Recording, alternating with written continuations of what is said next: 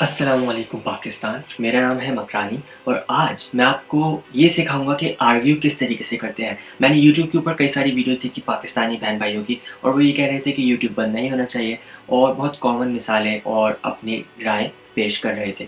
वो बहुत अच्छी चीज़ है, लेकिन आज मैं आपको कुछ ऐसे अहम पॉइंट्स बताने जा रहा हूँ जिसकी बुनियाद पर आप गवर्नमेंट और इदारों के साथ ठोस बुनियाद पर आर्ग्यू कर सकते हैं। नाजरीन, मैं इस वीडियो के थ्रू 4 बहुत अहम तरीन पॉइंट्स आपको बताने जा रहा हूँ, और ये आर्ग्यूमेंट्स आप आगे इस्तेमाल कर सकते हैं। पहली चीज़, यूनाइटेड नेशंस के साथ पाकिस्तान ने रेटिफाई की थी treaty, international covenant on civil and political rights की ट्रीटी 17 अप्रैल 2008 के अंदर। उस ट्रीटी का आर्टिकल 17 ये कहता है, no one shall be subjected to arbitrary और unlawful interference with his privacy, family, home or correspondence, nor to unlawful attacks on his honor and reputation।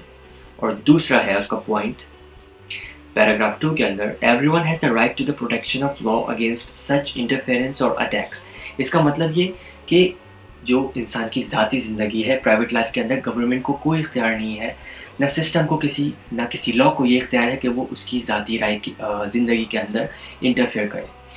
तो अगर पाकिस्तान के अंदर पबजी या फिर ऑनलाइन इंटरनेट एप्लीकेशंस या यूट्यूब बैन भी होता है, that means that it's an interference in an individual's private life, and that goes to the violation of human rights treaty, right. International covenant on civil and political rights की treaty की violation कर रहा है पाकिस्तान, तो case किया जा सकता है, और पाकिस्तानी गवर्नमेंट और सिस्टम को ये बताया जा सकता है कि ये आप गलत कर रहे हैं।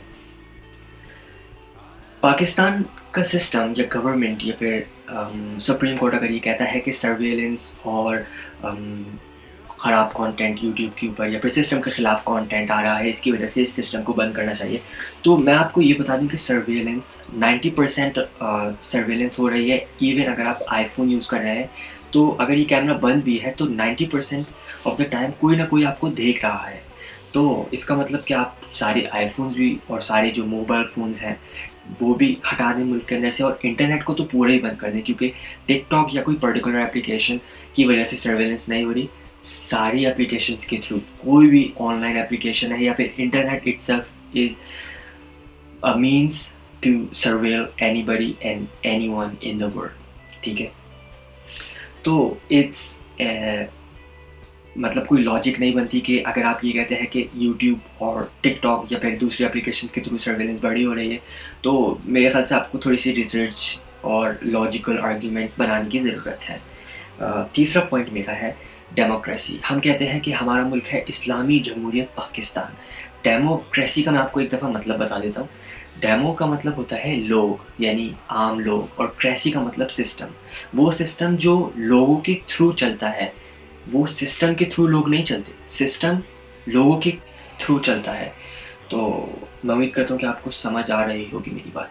अच्छा, तो डेमोक्रेसी का मतलब जब ये होता है, तो अगर आपको इसका नोटिस जारी करना है कि यूट्यूब बैन किया जाए या फिर दूसरी एप्लीकेशन बैन की जाए या ना नहीं की जाए, तो हम लोगों से पूछ लेते हैं कि लोगों की क्या राय है, क्या लोग चाहते हैं कि बंद करें या ना करें।